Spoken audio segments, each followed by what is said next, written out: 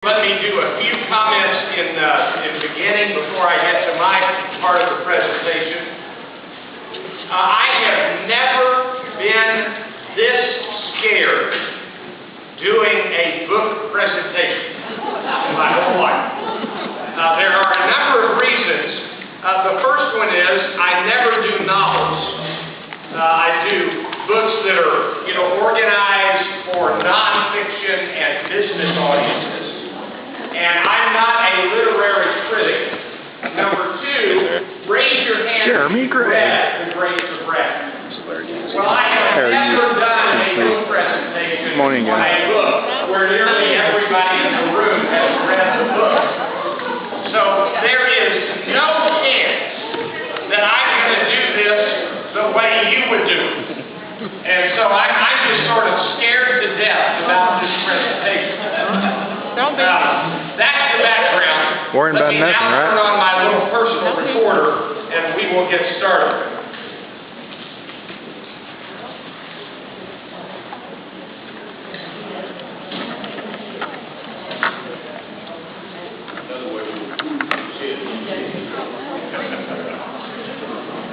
On your table, you will find a handout. You will want that handout.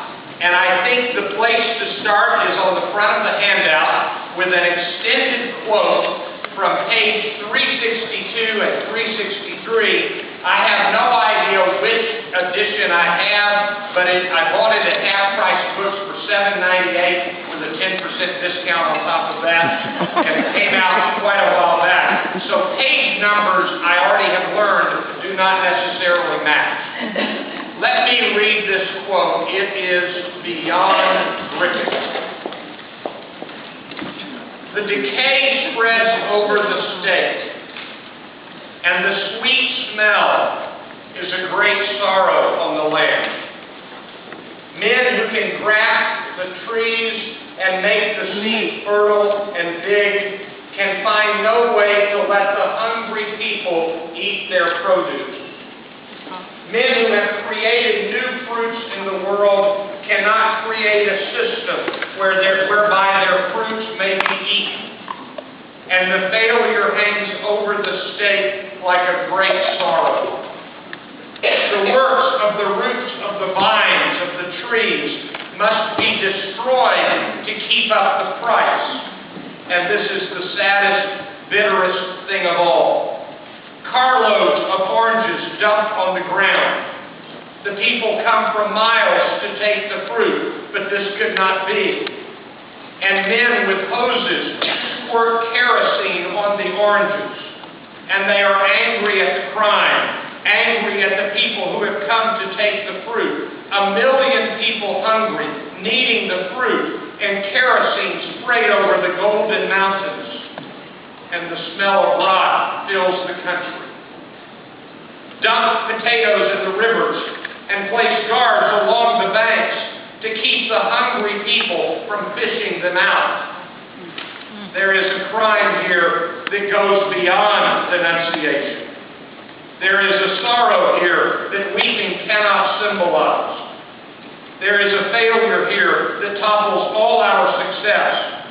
The fertile earth, the straight tree rows, the sturdy trunks, and the ripe fruit. And children dying of, I don't know the pronunciation of this, pellagra, must die because a profit cannot be taken from an orange. And coroners must fill in the certificates, dying of malnutrition, because the food must rot, must be forced to rot. People come with nets to fish for potatoes in the river, and the guards hold them back. They come in rattling cars to get the dumped oranges, but the kerosene is sprayed, and they stand still and watch the potatoes float by, listening to the screaming pigs being killed in a ditch and covered with quicklime. Watch the mountains of oranges slop down to a putrefying ooze. And in the eyes of the people, there is a growing wrath.